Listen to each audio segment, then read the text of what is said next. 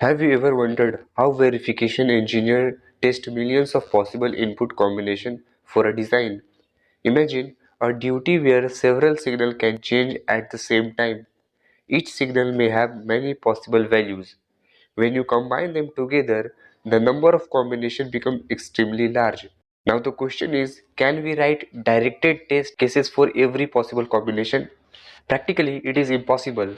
And this is exactly why randomization in system Verilog is used. Randomization is the process of generating random values for variable so that the design can be tested under many different scenarios.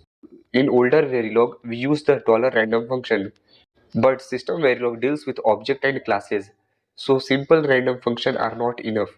System Verilog provides constraint-based randomization, which allows us to generate smart random values instead of completely uncontrolled random number. This helps verification engineer explore many combinations automatically and discover hidden bugs that directed test might miss. To randomize class variable, system Verilog provides two important keywords, rand and randc. The rand keyword generates random values with equal probability. For example, rand 5-bit values. When randomized, this variable can generate values from 0 to 31, each with equal probability. The second keyword is randc, which means random cyclic. For example, rand 2-bit value. Here the values will be generated randomly without repeating until all possible values are covered. Once the entire range is used, the cycle starts again. But in real design, not every random values is valid. For example, a feature may work only within a certain range of input. To control randomization, we use constraint.